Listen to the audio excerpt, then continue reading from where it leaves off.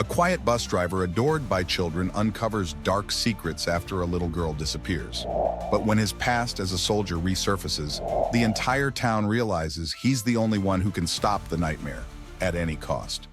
The sun cast long shadows over the quiet streets as Marcos maneuvered the yellow school bus down its familiar route. His hands, calloused yet steady, gripped the steering wheel with the ease of years behind it. The hum of the engine blended with the sound of children's laughter, filling the bus with an air of innocence and routine. Marcos's deep brown eyes flicked to the rearview mirror, where Sarah, a bright and curious 8-year-old, sat on her usual seat, engrossed in a notebook. Her auburn curls framed a face full of life and imagination. She was his favorite passenger, though he'd never admit it. "Marcos, can we sing the bus song?" a boy called out, breaking his thoughts. Marcos chuckled, his voice warm yet restrained. "Only if you lead the chorus, Pedro." Laughter erupted, and the familiar tune of their song echoed as the bus rolled through the sleepy town. The neighborhood seemed serene at first glance, but subtle signs hinted otherwise. Groups of parents stood near driveways, speaking in hushed tones, their faces creased with unease. Windows, once open to welcome the crisp morning air, were now shut tight, curtains drawn. Marcos noticed the change but kept to himself, focusing on his route and the cheerful chatter behind him. As the day drew to a close, Marcos parked the bus and watched the children disperse, their backpacks bouncing as they ran toward their homes. Sarah lingered, waving goodbye with a grin before vanishing around the corner. The sight brought a fleeting sense of peace, but it didn't last long. That night, as Marcos sipped his coffee, a knock at his door startled him. It was Clara, the school's director, her face pale and voice trembling. "Sarah didn't come home today," she said, her words slicing through the quiet of the room.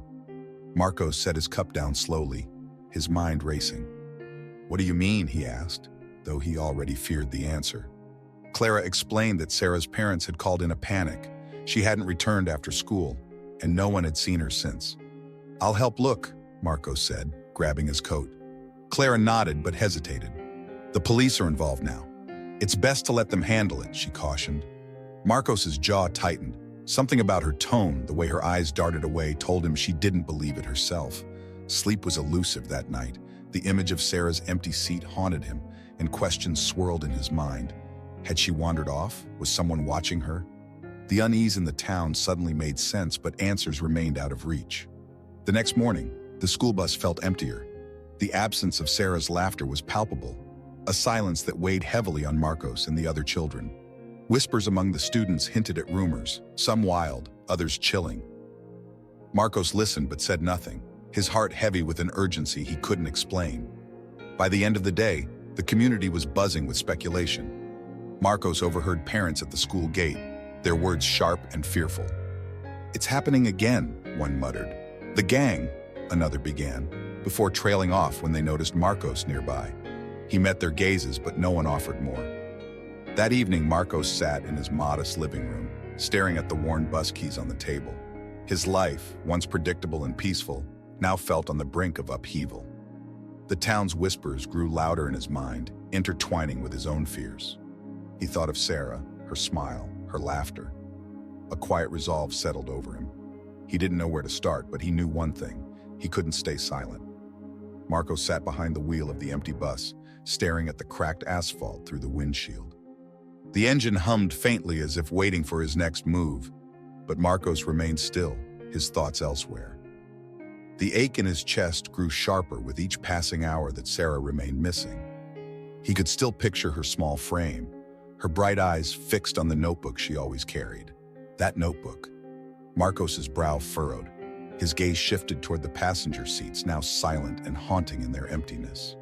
With a deep breath, he rose and began checking each row, brushing his calloused fingers along the backs of seats, hoping for some sign of her. Near the third row, he stopped. Tucked beneath the seat, nearly hidden from view, was a tattered notebook, Sarah's notebook. Marcos picked it up carefully as though it might shatter in his hands. Its worn cover felt strangely cold, and when he flipped through the pages, the breath caught in his throat. The drawings were dark, unsettling. Jagged figures loomed over smaller ones, like shadows swallowing the light. Men with blank faces held guns, their outlines rough, but unmistakable. The forest appeared again and again in the background, its trees twisted and black. "What were you trying to tell me, Sarah?" Marcos whispered, the weight of the drawings pressing down on him. The notebook slipped from his hands, and for a moment, he wasn't on the bus anymore. The shadows on the page blurred with the shadows in his mind. The stench of smoke filled his nostrils, and the echoes of gunfire pounded in his ears. The past clawed its way back.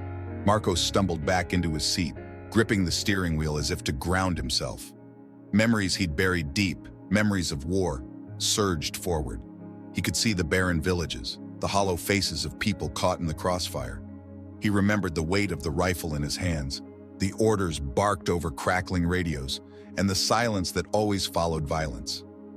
"I'm not that man anymore," he muttered, forcing himself to breathe. But the drawings were too close to those memories, too real to ignore. Later that day, Clara called. "The police are running out of leads, Marcos," she said quietly. "Sarah's parents are falling apart." "I'll find her," Marcos replied without hesitation, surprising even himself. "Marcos, this isn't—" He cut her off gently. "I'll do what I can, Clara." With the notebook tucked under his arm, Marcos drove into town. His first stop was the school, empty now, but still carrying the remnants of children's voices. He sat in Sarah's usual desk, flipping through the notebook again. Something about the forest she drew. It wasn't random. He had seen that place before. It was at the edge of town, where the trees grew thick and the light struggled to reach the ground. Rumors always circled about what happened there. Illegal deals, people disappearing. Marcos didn't believe in rumors, but now he couldn't afford not to. By nightfall, he found himself at the edge of the forest, the notebook clutched tightly in his hand. The wind hissed through the trees, sending leaves skittering across the dirt road like whispers. Marcos stepped forward, his boots heavy against the earth. Every instinct told him to turn back. Instead, he ventured further, memories of his military training guiding his steps. Each snap of a twig beneath his feet felt like a shot fired, each shadow a threat waiting to strike. But he pushed on, following the faint path through the woods, his mind replaying Sarah's drawings like a warning. Then he saw it. Nestled in a clearing, partially obscured by vines and shadows, stood an old wooden shack. Marcos's pulse quickened, his fists clenching. Something or someone was there. He crouched low, scanning the area, but before he could move closer, the snap of branches echoed behind him. Marcos froze, turning his head slowly, his muscles coiled like a spring. For the first time in years, the soldier within him stirred. Marcos stood at the school gates the next morning, his face calm but his eyes sharp, scanning the parents and teachers. He hadn't slept. His body was stiff from the tension lingering in his chest. The notebook lay hidden in his jacket pocket, its weight a constant reminder of the task ahead. "Marcos." He turned to see Clara approaching, her expression tight with concern. "You didn't have to come in today," she said softly. "I couldn't stay home." His voice was steady, but his words carried a heavy undertone. "Have the police said anything?" Clara shook her head. "They're avoiding answers. I don't think they want to dig too deep." She paused, lowering her voice. "This isn't the first child to go missing, Marcos. Parents are scared, and they should be." Her words lingered in the air, heavy as stones. Marcos's jaw tightened. "Who do they think is responsible?" Clara hesitated. "The rumors point to the gang. You know the one, Raphael's people. They've been here for years, but lately, they've grown bolder."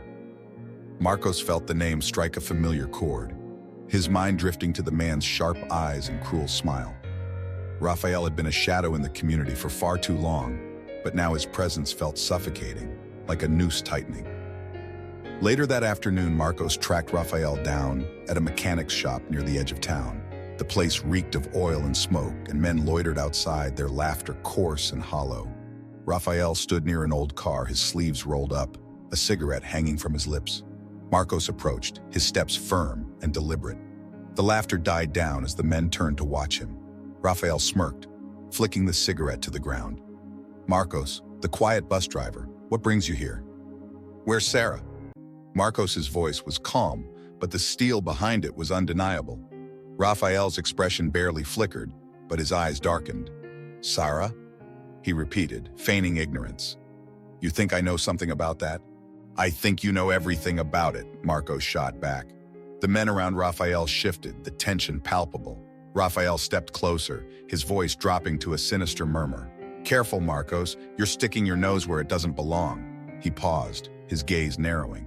It's easy to forget things about people like you, people with histories. You wouldn't want those ghosts crawling back, would you? Marcos's muscles tensed, his hands balling into fists at his sides.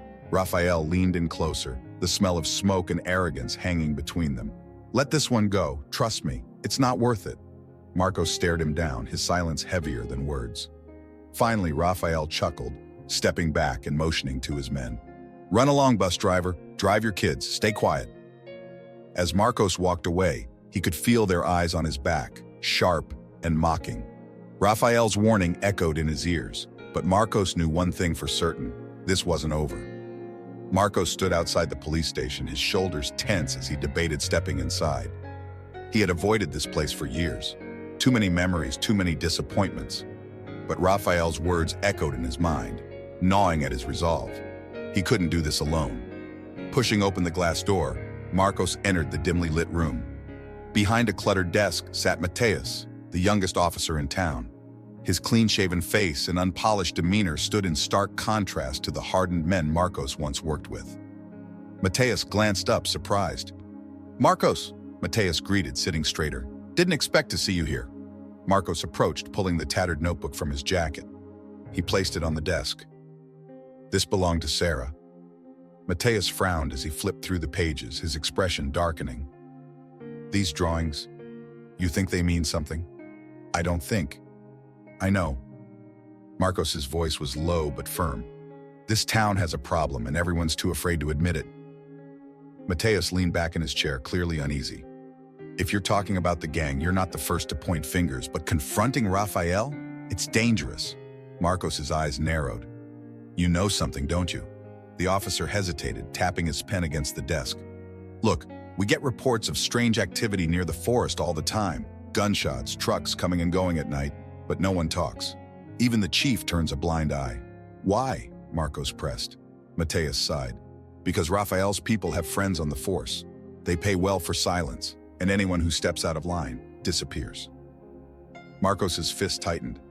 "And you? Are you bought too?" Mateus's face flushed, his voice defensive. "No, I'm not like them." He stood, lowering his tone. "But I can't help you, Marcos. If I start asking questions, I'll lose my job, or worse." "You already know where they're hiding," Marcos said sharply. "You're just afraid to act." Mateus looked away, guilt flickering across his face. After a long pause, he whispered, "There's been activity near the old logging road. Some of Raphael's men were spotted there last week. That's all I know." Marcos nodded. "That's enough." Mateus grabbed his arm as he turned to leave. "Wait, don't do anything stupid. You're not a soldier anymore." Marcos pulled free, his expression unreadable. "Maybe I never stopped being one." That night, the weight of Mateus's words hung heavy as Marcos prepared himself. He sat at his kitchen table, a map of the forest spread before him. The old logging road was marked in red ink, a thin line leading into the dark unknown. Outside, the town was silent, the kind of silence that only masked deeper fears. Marcos thought about Sarah, about the parents who whispered at the school gates, and about Raphael's threats. His pulse quickened as an old instinct stirred within him, a mix of anger and purpose he hadn't felt in years. The knock at the door startled him. Marcos stood cautiously, peering through the curtain. It was Mateus. "What are you doing here?" Marcos asked as he opened the door. Mateus stepped inside, his expression conflicted. "You're going after them, aren't you?" Marcos didn't answer. Mateus exhaled sharply, shaking his head. "I told you it's suicide." "You came here to stop me." "No," Mateus admitted. "I came to give you this." He handed Marcos a small flashlight and a police radio. "It's not much, but if you get in trouble, use it." Marcos studied the items in his hand, his voice softer. "Why are you helping me?" Mateus looked him in the eye. "Because someone has to, and maybe you'll survive long enough to remind the rest of us what courage looks like." Marcos nodded, pocketing the radio. "If I find her, I'll bring her home." Mateus stepped back into the night, leaving Marcos alone with his map, his tools, and his resolve. The forest waited, dark and unforgiving, but Marcos wasn't afraid. He had a plan to form and a promise to keep. The forest loomed ahead, its canopy swallowing the fading light. Marcos stepped off the cracked asphalt and into the underbrush, his senses sharp. The notebook sketches played in his mind, those dark trees, twisted and unyielding. Now they surrounded him for real, each step taking him deeper into the unknown. The old logging road had almost disappeared, overgrown with weeds and tangled roots. But the faint outline remained. Marcos moved silently, his boots careful against the soft earth. Years of military training guided him, never stepping on loose branches, never moving faster than his ears could listen. An hour passed. The cold began to settle, crawling under his jacket and into his bones. Then, through the silence, a sound. Faint voices carried by the wind. Marcos froze, tilting his head, focusing. There it was again, low murmurs and the shuffle of movement. He crouched behind a thick tree trunk, peering through a break in the leaves. In the distance, a shack emerged from the shadows, barely visible through the fog. A dim light seeped through cracks in the wooden walls, flickering as if powered by a weak generator. Men stood guard outside, two of them, one leaning lazily against the wall, the other pacing with a rifle slung over his shoulder. Marcos's heart pounded, adrenaline coursing through him. He knew this was it. He'd found them. Then he heard it. A faint, muffled cry. It came from inside the shack. Sarah. Marcos's fists clenched, his breathing steadying into a controlled rhythm. He needed to act, but as he moved to retreat and plan his next steps, a branch snapped beneath his boot. The sound cracked like thunder in the quiet night. "Who's there?" one of the men barked, his rifle snapping up. Marcos cursed under his breath, sliding back into the shadows. He crouched low, moving silently, but it was too late. The guards fanned out, their flashlights cutting harsh beams across the dark forest. Marcos's pulse quickened. Years of experience told him to stay calm, to stay hidden. But then the light hit him. "There, over there!" Shouts erupted, followed by the crack of gunfire. Marcos sprinted through the trees, zigzagging to avoid the bullets that whizzed past him. The forest blurred around him as he ran, branches whipping at his face and arms. The men were close, too close, crashing through the underbrush like predators on his trail. Marcos spotted an old ravine ahead, its slope hidden by darkness. Without hesitation, he dove, sliding down the muddy incline. He landed hard, the impact jarring his bones. But there was no time to stop. He scrambled to his feet, his ears straining to hear the men above. "Where did he go?" one of them shouted, their voices now distant. Marcos pressed his back against the ravine wall, holding his breath as the flashlights flickered above. Minutes passed before the beams disappeared, the guards retreating with curses muttered under their breath. When silence finally returned, Marcos exhaled slowly. He was alive, but he had been seen. They would come for him now.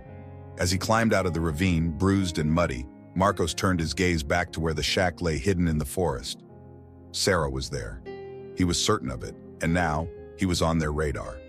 The hunter had become the hunted. Marcos awoke to the sharp sound of glass shattering. He bolted upright, his instincts roaring to life. From the kitchen came the unmistakable crash of metal against the floor. Someone was inside. He grabbed the heavy wrench he kept under the couch and moved toward the sound, his steps silent and controlled. The faint light of dawn seeped through broken windows, illuminating the destruction.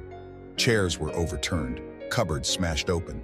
A brick, wrapped in paper, sat in the middle of the room.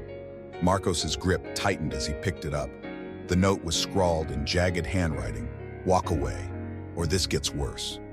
The door creaked behind him. Marcos spun around, wrench raised, but it was Clara. She froze, her face pale as she took in the wreckage. They were here, weren't they? Her voice was a strained whisper. Marcos nodded, tossing the brick onto the counter.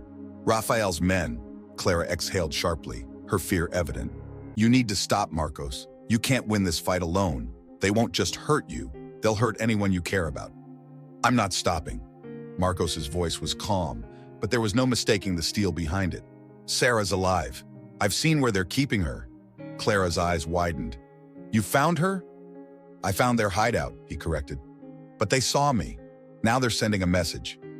Clara sat down at the table, her shoulders sagging. "Marcos, this is bigger than you.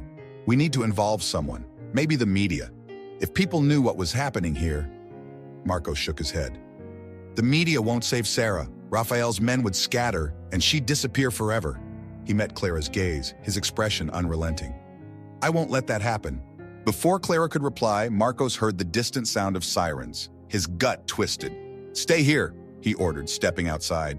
His heart sank as he reached the street. Smoke billowed from down the road. A crowd had already gathered. their faces pale with dread. Marcos pushed through them, his chest tightening at the sight before him. The school bus, his bus. Flames devoured its yellow frame, the heat pulsing like a heartbeat against his skin. The fire crackled as Raphael's warning echoed in his mind. Walk away. Marcos clenched his fists, his jaw set. The crowd parted, whispers rising like smoke. They all watched him, silent and expectant, as if waiting for him to break. Who did this? A voice muttered. It's the gang, another replied. They're warning him. Marcos turned to leave, but the murmurs followed him. He could feel their fear, how it weighed down on them, keeping them quiet, keeping them small. That evening, the house felt colder than ever. Marcos sat in the dark, the notebook open on the table. He flipped to Sarah's last drawing, men with guns and twisted trees. His phone buzzed, a text from Mateus. Another kid's missing. Raphael took her. They're escalating. Marcos stared at the screen, his pulse roaring in his ears. They weren't stopping. This was war. Suddenly, he remembered Mateus's words. You're not a soldier anymore. But that wasn't true, was it? He'd tried to bury that part of himself, tried to be just a man, a driver, a neighbor. But Raphael had made a mistake. He woke the soldier. Marcos stood, his silhouette cutting through the moonlight. He moved with purpose, checking his supplies, an old hunting knife, a flashlight, a length of rope. The tools were crude, but they would do. At the corner of the room, his reflection stared back at him in a cracked mirror. The calm man he had become was gone. In his place was someone sharper, colder. This ends now, Marcos murmured. Marcos spread a large, yellowed map across his kitchen table, its edges frayed from years of disuse. The forest paths, the old logging road, the clearing with the shack. It was all there, though faintly marked. His finger traced the narrow roots that snaked through the dense trees, his eyes cold with focus. Every move needed to be precise. He couldn't afford mistakes. The clock ticked quietly on the wall, marking the hours since the gang had escalated their violence. The burnt bus, the kidnapped child, they were taunts, a declaration that Raphael believed himself untouchable. Marcos was done waiting. His old military bag sat open on the floor, half filled with makeshift tools. He packed rope, duct tape, a flashlight, and a few cans of food. His hunting knife, cleaned and sharpened, lay beside the bag like an old companion. Marcos picked it up, feeling its weight in his palm. It wasn't a weapon he wanted to use, but he would if it came to that. The sound of footsteps outside snapped him to attention. Marcos slipped the knife into his belt and moved toward the window. Through the curtain, he saw Mateus standing nervously by the door, shifting his weight. Marcos opened the door, his expression unreadable. "Why are you here?" Mateus stepped inside quickly, glancing over his shoulder as if he'd been followed. "I heard what happened to the bus," he said, his voice low. "And the girl. They're escalating, Marcos." "I know," Marcos replied, shutting the door. "That's why I'm going to get them back." Mateus's head snapped up. "You can't be serious." "I don't have a choice," Marcos said calmly, returning to the table. He pointed at the map. "This clearing here, it's where they're keeping Sarah. I'll get in, grab her and the other kid and get out." Mateus's face paled. "You'll never make it out alive. Raphael's men, there's too many of them." Marcos looked up, his gaze steady. "That's why I need you." Mateus blinked. "Me? You're a cop," Marcos said. "You still have a badge, even if it doesn't mean much in this town. I need a distraction, something to pull their attention away while I get to the shack." Mateus hesitated, doubt written across his face. "Marcos, I can't." "You can," Marcos interrupted, his voice firm. "You told me once that courage inspires others. Well, now's your chance to prove it." Mateus ran a hand through his hair, pacing the small room. Finally, he stopped. "I'll do what I can," he muttered. "But I'm not promising miracles." Marcos nodded. "That's all I need." The following evening, Marcos moved like a shadow through the forest. The air was cool and heavy, the trees swaying in the faint breeze. Every sound, the snap of a twig, the rustle of leaves, set his nerves on edge. He carried his bag on one shoulder, the map memorized in his mind. Ahead, he saw the faint glow of the shack's light, the same as before. This time, though, he wasn't just watching, he was hunting. Through the radio Mateus had given him, a crackling voice whispered, "They're starting to move. I've got Raphael's men heading toward the logging road. You've got a window. Don't waste it." "Understood," Marcos replied softly, his voice steady. He crouched low, creeping toward the clearing. 2 guards stood outside, their guns slung lazily over their shoulders. Marcos watched their patterns, timing each step carefully until he was close enough to act. He moved fast. A flash of silver, a muffled groan, and one guard crumpled to the ground. Marcos caught the other in a chokehold before he could shout, lowering him silently into the grass. His pulse pounded in his ears as he approached the shack. The door was old, its wood warped and fragile. Marcos pressed his ear against it, listening. Inside, a faint voice, soft, weak, broke the silence. "Help me, Sarah." Marcos gripped the handle, steadying his breath. Raphael's men thought they controlled this town. They were wrong. This was the calm before the storm. The shack's door creaked softly as Marcos pushed it open, slipping inside like a shadow. The weak bulb overhead flickered, casting jagged light across the room. Against the far wall, Sarah sat on the floor, her wrists bound, her face pale but alert. She looked up, her wide eyes locking onto Marcos. "Shh," he whispered, raising a finger to his lips. Sarah nodded, biting her trembling lip as Marcos knelt beside her. His hands worked quickly to untie the ropes, his heart pounding. The wooden floor creaked under his knees, and every sound felt magnified in the tense silence. "Can you walk?" he asked softly. Sarah nodded again, her voice a faint whisper. "I think so." Marcos helped her to her feet, but just as they moved toward the door, a shout erupted outside. "Hey, someone's in there!" The air thickened with the sound of footsteps rushing toward the shack. Marcos's grip on Sarah tightened. "Stay close," he murmured, his voice calm despite the chaos unfolding. He yanked the door open and sprinted into the dark with Sarah at his side. A floodlight snapped on, its beams slicing through the trees, painting them like ghosts. "There he is! Stop him!" Gunshots rang out, bullets tearing through branches and kicking up dirt. Marcos pulled Sarah behind a tree, shielding her small frame with his body. The forest offered cover, but Raphael's men were too many. Their shouts and curses echoed in every direction, closing in like a net. "Run when I tell you," Marcos whispered to Sarah, his voice sharp but kind. "Do you trust me?" Sarah's small head bobbed. "Yes." Marcos nodded. He spotted a group of barrels near an old shed, half buried beneath vines. Fuel, he thought, his mind working quickly. He scanned the area, noting where the men were positioned. "Now," he whispered. Sarah bolted as Marcos drew his hunting knife, throwing it at the nearest floodlight. The bulb shattered, plunging the clearing into darkness. Shouts of confusion erupted as men stumbled and cursed. Marcos darted toward the barrels, grabbing the lighter he'd pocketed earlier. "Where is he? Find him!" Marcos struck the lighter, its small flame illuminating his face for a split second before he dropped it onto the barrel.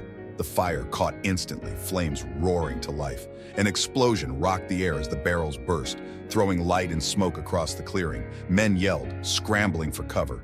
Using the chaos, Marcos moved like a predator. He struck quickly and silently, disarming one guard and driving him into the dirt before slipping back into the shadows. Raphael's men were unprepared for this. A soldier who knew the forest better than they did, who used the dark as his ally. In the distance, he saw Sarah running toward the tree line, just as planned. Relief surged through him, but it was short-lived. "Marcos!" Raphael's voice cut through the chaos. The gang leader emerged from the smoke, his face twisted with rage. A pistol gleamed in his hand as he stepped forward, his men flanking him.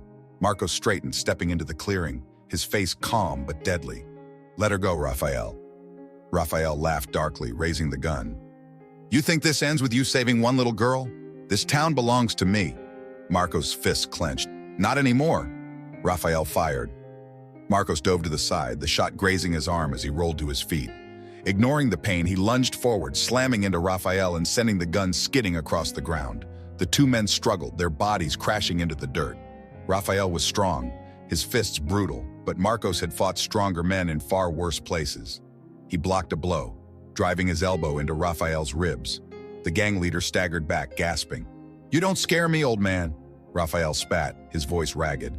Marcos didn't respond. He advanced with cold precision, each step deliberate. Raphael lunged, but Marcos sidestepped him, driving a heavy punch into his jaw. Raphael crumpled, groaning as Marcos pinned him to the ground. The forest fell silent except for the crackle of the flames. Marcos' breathing was heavy, his muscles trembling, but he didn't release Raphael. He stared down at the man who had terrorized his town, his jaw set with unshakable resolve. The sound of tires screeching broke the silence. Flashlights appeared through the trees as Mateus arrived, followed by a group of townsfolk armed with makeshift weapons, shovels, pipes, and determination. Mateus stepped forward, his badge gleaming in the firelight. "It's over, Raphael."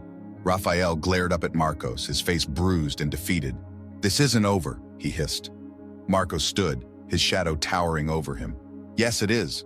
Mateus's men took Raphael into custody, while the townspeople helped the children, Sarah among them, emerge from the forest. Marcos knelt beside her, his voice gentle. "You're safe now." Sarah threw her arms around him, her small frame trembling. "Thank you." Marcos exhaled, his shoulders slumping as the weight of the battle lifted. Around him, the forest still smoldered, but the town's silence had finally been broken. The morning light broke through the smoky haze that still clung to the forest. Marcos sat slumped against a tree trunk, his breath shallow, his face pale. Blood darkened his shirt where the bullet had grazed his arm, but it was the deeper aches, ones he couldn't see, that weighed heavier. Nearby, the townspeople gathered the rescued children, their sobs mixing with whispered reassurances. Sarah clung to Clara's hand, her wide eyes fixed on Marcos. She pulled away and ran toward him, kneeling beside him. "You're hurt," she said, her voice trembling. Marcos managed a faint smile. "I'll be fine, Menina." Tears welled in her eyes. "You saved us." Before Marcos could reply, Mateus appeared, kneeling to inspect his wound. "You need a hospital," the officer said, his voice tight with concern. "I've had worse," Marcos muttered, though his voice lacked its usual strength. He looked around. Raphael, defeated and bound, being hauled into the back of a police car. The gang's men rounded up one by one, but victory came at a price. The forest bore scars of fire and violence, and so did Marcos. Mateus stood, turning to the small crowd. "This isn't over, but today we take our town back." Applause erupted, cautious yet hopeful. Marcos let his head fall back against the tree, his eyes drifting shut. As the ambulance arrived, his last thought was of Sarah's smile, a reminder that some things, no matter the cost, were worth fighting for. Weeks had passed since the night the forest burned, but its scars were still visible. Charred trees stood like sentinels along the logging road, reminders of the battle that had shaken the town awake. Yet amidst the ashes, life had begun to return, much like the people Marcos had fought for.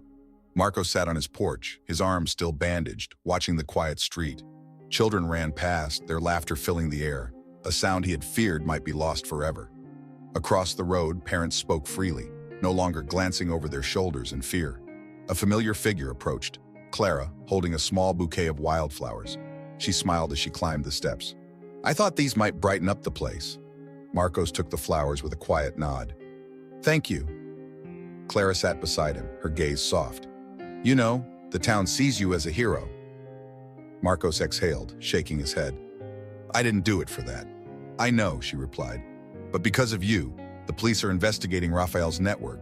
People are talking. They're no longer afraid." Marcos stared at the horizon. "That's good. They need to fight for themselves now."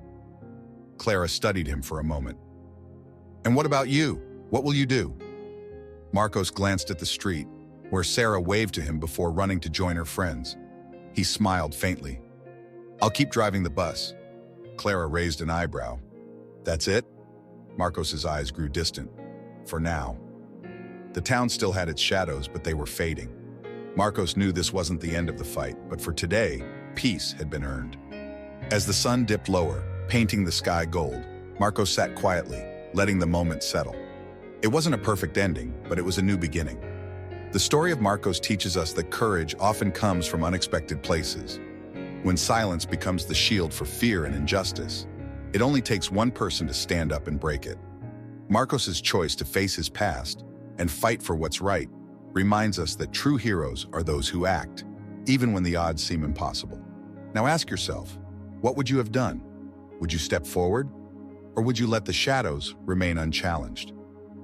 Click on the video on the screen to continue your journey of self-discovery and explore more stories that challenge your perspective. Don't forget to subscribe to the channel so you don't miss